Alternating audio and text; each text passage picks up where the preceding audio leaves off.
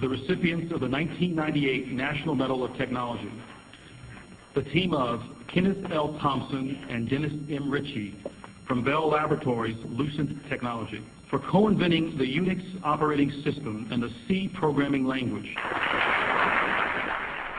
Dennis Ritchie was by no means a public figure, but his work in computer science had a major impact on the development of the digital age. He was the co-creator of the operating system Unix, and he wrote a new computer language, C. Together they paved the way for portable computing.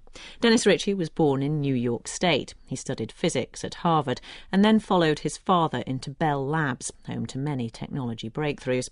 When a large venture to create an operating system failed, Dennis worked quietly and persistently with a colleague to find a simpler solution. Bill Thompson is a broadcaster on technology matters. The things that he worked on have changed the world for all of us. Essentially, he's one of the people who created the modern world by developing both an operating system, that is, the software that runs on a computer that turns it into a computer, the thing that tells it how to work, and a programming language. Both of those are now central to almost every piece of computing equipment that you might touch. They make the internet work, they make the World Wide Web work, they make your iPhone and Android phone work, they make this shiny Macintosh computer that I've got here work underneath. A lot of this derives from the work that Ritchie and his colleagues did in the 1960s and 1970s. One of his colleagues at Bell Labs and co-author of the C Programming Bible was Professor Brian Kernighan. The Unix operating system was a joint effort between Ken Thompson and Dennis Ritchie. When they first came to Bell Labs, they had worked for a year or two on a project called Multics, which was a very large cooperative effort between MIT, General Electric, and Bell Labs to build an operating system to control one of these very large machines. That project was canceled, or at least Bell Labs withdrew from it, and this left Ken and Dennis with nothing to do but a taste for trying to build an operating system that would be comfortable and friendly to use. And what came out of that was this operating system called Unix, which was very small but very clean and very elegant.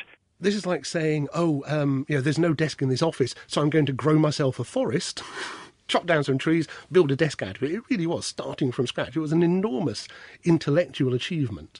And they did this in a way which expressed certain principles about how operating systems should run that were quite unusual at the time. And then he created a programming language, the C programming language, which was used to improve and rewrite Unix. I got my first job as a programmer in 1984, and the first thing that arrived on my desk was a copy of Kernighan and Ritchie, the C programming language, the book written by Dennis Ritchie and his colleague Brian Kernighan about C. So together, Unix and C are the two pillars on which much of modern computing is built. We just don't see them, because the people who see the C programming language are the programmers. I don't think that Bell Labs ever realized, certainly in the first couple of decades, the importance of the work that was going on there. I think that the technical community realized the significance of what was created starting at the time when the Internet began to spread. And the Internet spread fairly widely within a technical community in, call it, the 1980s. And then, of course, the Internet became a much more widespread phenomenon with the invention of the browser, the World Wide Web, the work of Sir Tim Berners-Lee in early 90s, spreading use of C and Unix over essentially the whole world. Father of the World Wide Web, Sir Tim Berners-Lee.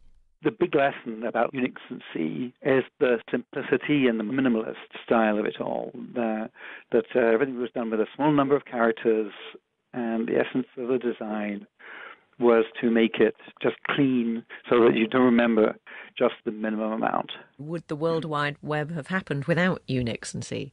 Well, I think that's difficult to say. What I can say is that I found it very convenient to use the next machine, which Steve Jobs had produced, and that was a Unix machine. And since then, the simplicity of the Unix file system has been a consistent theme. Well, what we wanted to preserve was not just a good programming environment in which to do programming, but a system around which a community could form, fellowship, to encourage close communication. Steve Jobs has just died, been described as a genius, accolades from everywhere around the world. How important was Dennis Ritchie in comparison? Well, as a computer scientist myself, I'd say he was more important. Apple and Steve Jobs put the gloss on something, but actually what's underneath it is computing. Dennis was very much a private person and absolutely not in any sense a self-popularizer. He did not ever, so far as I can tell, blow his own horn on anything. He was generous to a fault with credit for other people who built on his work.